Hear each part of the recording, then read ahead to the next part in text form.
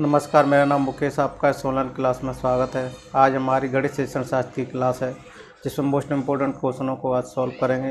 इसको अपन test series भी कह सकते हैं। और आप आशा करता हूँ आप इस मेरी क्लास को शुरू से लगा कर लास्ट तक देखिएगा। इसमें मोस्ट इम्पोर्टेंट क्वेश्चन हैं उनको आप अपन करेंगे और इस तरह से ये क्लास अपनी रहेगी। और इससे पहले भी मेरी बहुत सारी क्लासें यूट्यूब चैनल पर देख सकते हैं, वहाँ पर मैंने उसको अपलोड कर दिए हैं। और मेरी फेसबुक पेज पर ये सारी क्लासें लाइव हुई हैं, उनको आप भी देख लीजिए, वहाँ भी आपको क्लास मिल जाएंगी। और यूट्यूब चैनल पर भी, तो मेरे यूट्यूब चैनल को भी सब्सक्राइब करना ना भूलिएगा। चलो स्टार्ट करते हैं। प्राथमिक स्तर पर अंकगणित शिक्षण होना चाहिए। देखो, प्राथमिक स्तर पर अंकगणित शिक्षण होना चाहिए, कैसा होना चाहिए? प्राथमिक स्तर पर अंकगणित होना चाहिए, कैसा होना चाहिए? अनुभव केंद्रित होना चाहिए, ध्यान केंद्रित होना चाहिए, या स्मृति केंद्रित होना चाहिए, या कोई नहीं? कौन सा ऑप्शन इसमें सही होगा अपना? तो ध्यान से पढ़ो और देखो कि प्राथमिक स्तर पर अंकगणित शिक्षण होना चाहिए, कैसा होना चाहिए?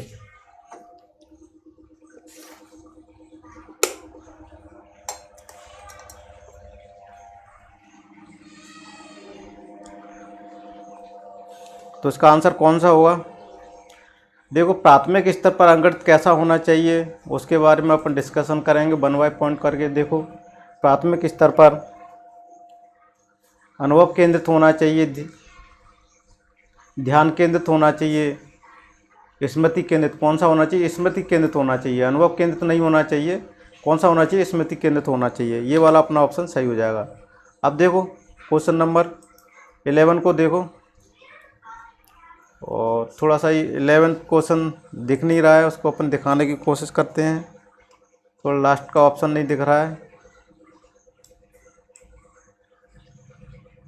अब दिख रहा है। अब देखो क्वेश्चन क्या कह रहा है, वो उसको ध्यान से पढ़ना है कि बाबूलाल गणित के अध्यापक गणितज्ञों को समान दृष्टि से देखते हैं, उनके संबंध में सकारात्मक सोच रखते हैं।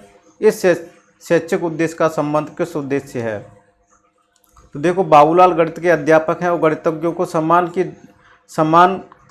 की दृष्टि से देखते हैं, उनके संबंध में सकारात्मक सोच रखते हैं। इस शैक्षिक उद्देश्य का संबंध किस उद्देश्य से है? क्या अभिवृत्ति? देखो, पहला ऑप्शन है अभिवृत्ति, या अवबोध, या ज्ञानात्मक, या कौशलात्मक। तो उनके सकारात्मक सोच रखते हैं, इस उद्देश्य का संबंध किस उद्देश्य से है? तो उनका इससे संबंधित किस उद्देश्य से है? उनका इससे संबंधित अभिवृत्ति से है। तो अपना ये आंसर हो जाएगा। अगला प्रश्न है, पंचपदी पाठ योजना के प्रवर्तक कौन है? पंचपदी पाठ योजना की प्रवर्तक कौन है? कौन सा ऑप्शन होगा? पेस्टोलॉजी है, या रूसो है, या हार्वर्ट है, या आर्मस्ट्रॉन्ग है?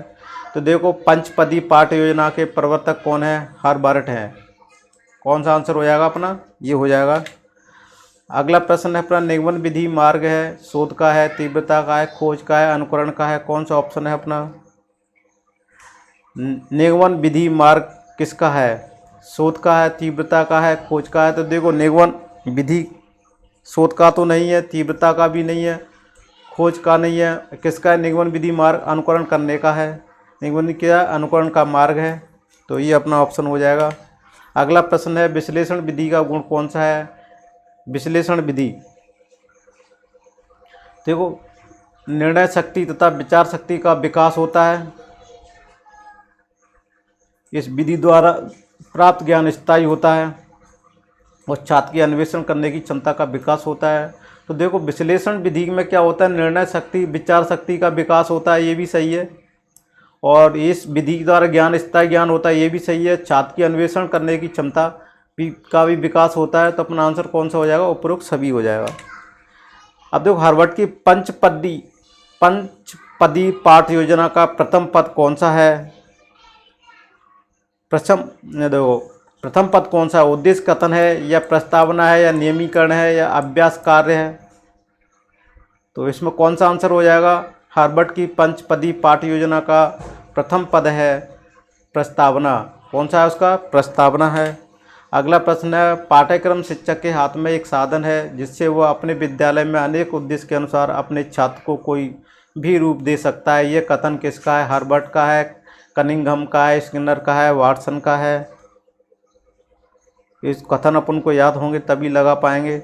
तो देखो ये कौन सा ऑप्शन सही है अपना, तो बी वाला ऑप्शन सही है। अगला प्रश्न है, जब एक छात्र गणित की समस्या को स्वयं हल कर सकता है तो वो शिक्षण के किस उद्देश्य की पूर्ति कर रहा है? देखो, जब एक छात्र गणित की समस्या को स्वयं हल कर सकता है तो वो शिक्षण के किस उद्देश्य की पूर्ति कर रहा है? आवृत्ति की कर रहा है, ज्ञान की कर रहा है, ज्ञानोपयोग की कर रहा है, या रुचि की कर रहा है? तो देखो इसमें अपना सही आंसर होगा, किसका उपयोग कर रहा है वो? ज्ञानोपयोग। किस उद्देश्य की पूर्ति कर रहा है? ज्ञानोपयोग की उद्देश्य की पूर्ति कर रहा है। अगला प्रश्न है, देखो अगला प्रश्न बोर्ड पर देखो,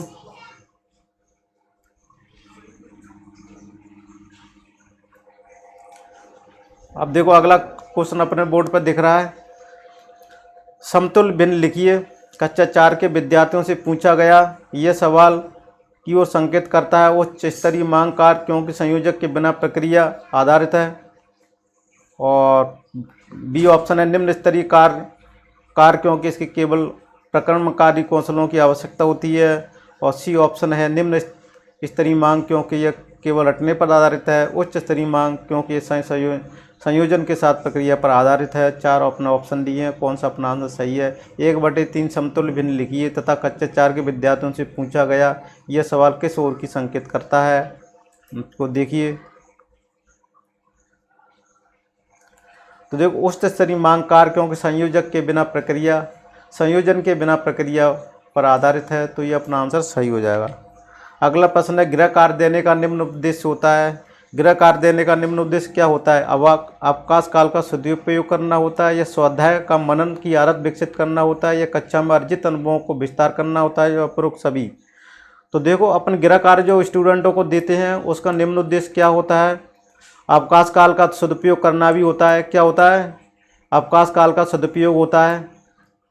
ये भी अपना सही है ना?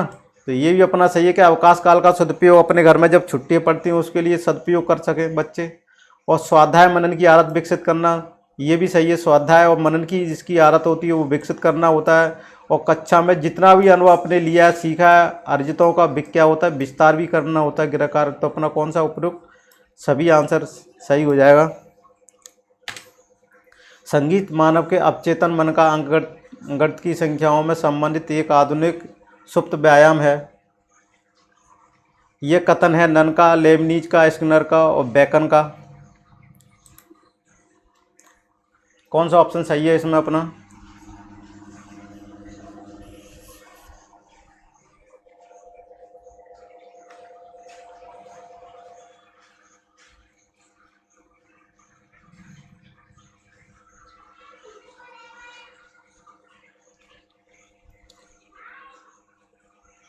संगीत मानव के अवचेतन मन की अंकगणित की संख्याओं में संबंधित एक आधुनिक सुप्त व्यायाम एक कथन है नन का, लेबनीज का, स्किनर का, बेकन का। कौन सा ऑप्शन सही है इसमें?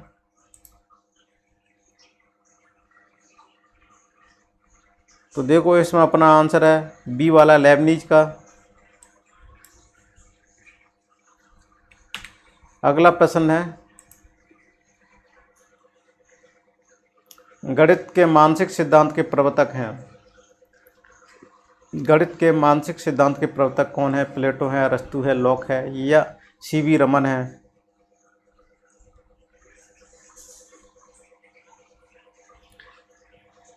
कौन सा इसमें आंसर सही होगा अपना? तो गणित के मानसिक सिद्धांत के प्रवर्तक कौन है? का प्लेटो है। अगला प्रश्न है, गणित तर्क सम्मत विचार, यथार्थ कथन तथा सत्य बोलने की शक्ति प्रदान करता है। ये कथन है डाल्टन का, कोल्डवेक का, कुक का, व्हाइटमैन का, नेपोलियन का।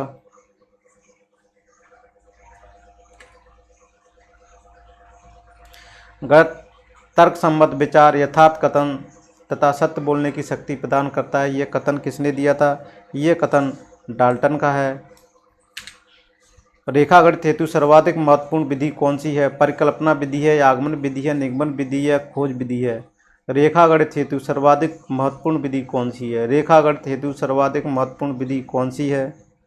तो देखो रेखा गणित हेतु सर्वाधिक महत्वपूर्ण विधि कौन सी हो जाएगी? अपनी आगमन विधि हो जाएगी। रेखा गणित हेतु सर्वाधिक महत्वपूर्ण विधि कौन सी? अपनी आगमन विधि। अगर कभी ऐसा क्वेश्चन आता है तो अपन को ध्यान रखना है कि रेखा गणित की सबसे सर्वाधिक महत्वपूर्ण विधि आगमन विधि को ही अपने सबसे ज़्यादा यूज की जाती है। तो सबसे उपयुक्त, सर्वाधिक उपयुक्त विधि और उपयुक्त विधि भी क्या है? महत्वपूर्ण आगमन विधि ही है। अगला प्रश्न है, देखो सुनो और समझो सिद्धांत पर आधारित विधि है, प्रदर्शन विधि है, प्रयोगशाला विधि है, खोज विधि है, खेल विधि है। कौन सा ऑप्शन सही है अपना? देखो सुनो समझो सिद्धांत पर आधारित विधि है, प्रदर्शन विधि है। देखो सुनो समझो सिद्धांत पर आधारित विधि है, प्रदर्शन विधि। अगला प्रश्न है, कौशलात्मक उद्देश्य का उदाहरण है, तुलना कर सकेंगे, गणितीय आकृतियां बना सकेंगे, गणित संबंधी लेख पढ़ेंगे, समस्याओं को आत्मविश्वास के साथ हल कर सकेंगे। कौन सा ऑप्शन सही है इसमें?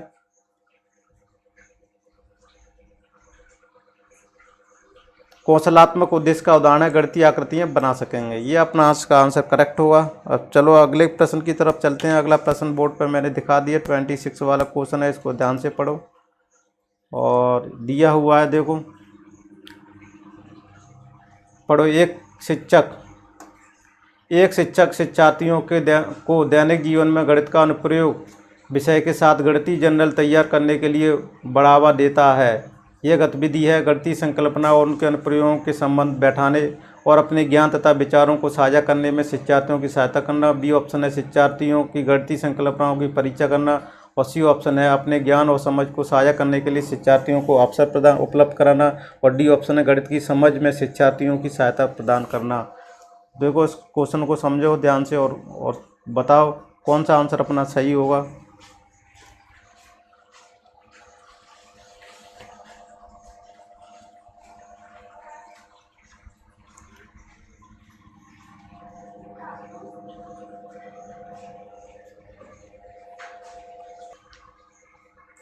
तो इसका आंसर कौन सा होगा? पहला ही वाला सही होगा। अगला प्रश्न है, विश्लेषण विधि का दोष क्या है? विश्लेषण विधि में क्या दोष है वो देखना है। 4 ऑप्शन दिए हुए हैं।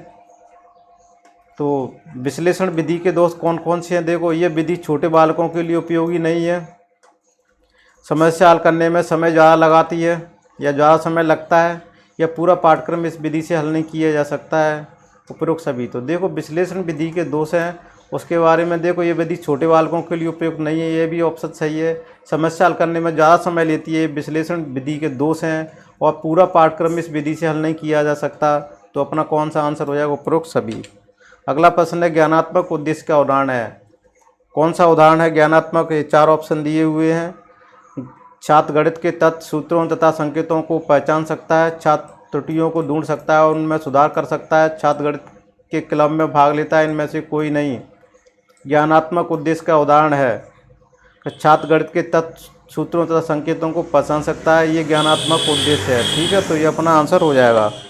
अगला प्रश्न है, गणित ऐसा विषय जो मानसिक शक्तियों को प्रशिक्षित करने का अवसर प्रदान करता है तथा एक सुप्त आत्मा में चेतना एवं नवीन जागृति उत्पन्न करने का कौशल गणित ही प्रदान कर सकता है। ये कथन किसका है? स्किनर का है, अरस्तू का है, क्रो एंड क्रो का है, या प्लेटो का है? तो देखो इसका आंसर सही हो जाएगा, डी वाला, प्लेटो का है। अब अपने लास्ट क्वेश्चन की तरफ चलते हैं। एक अध्यापक छात्रों को 2 वस्तुओं में तुलना करता है, अंतर करना सिखाता है और अध्यापक छात्रों में किस शैक्षिक उद्देश्यों को विकसित करना चाहता है? अवबोध का, ज्ञानात्मक का, कौशलात्मक का, या ज्ञानोपयोग का? अब जल्दी कमेंट्स में आंसर दीजिएगा। तो देखो अवबोध का, किसका आंसर है इसका? अपना आंसर अवबोध का। ये अपने मोस्ट इम्पोर्टेंट, इसमें लगभग अपने 20 क्वेश्चंस किए थे। मैं आशा करता हूँ आपको ये वीडियो कैसा लगा कमेंट बॉक्स में ज़रूर लिखिएगा। अगर आपको ये वीडियो पसंद आया हो तो मेरे यूट्यूब चैनल को सब्सक्राइब करना ना भूलिएगा और मेरे फेसबुक पेज को फॉलो लाइक करना ना भूलिएगा। और इसको शेयर ज़्यादा कीजिएगा, जिससे और भी बेचारे गरीब लोग हैं जो कोचिंग नहीं लगा सकते, इसमें मेरे फ्री क्लास यानी इसका कोई चार्ज नहीं है, उसका फ़ायदा उठा सकें, वो मेरी टेस्ट सीरीज भी लगा सकें। Thank you for watching this video.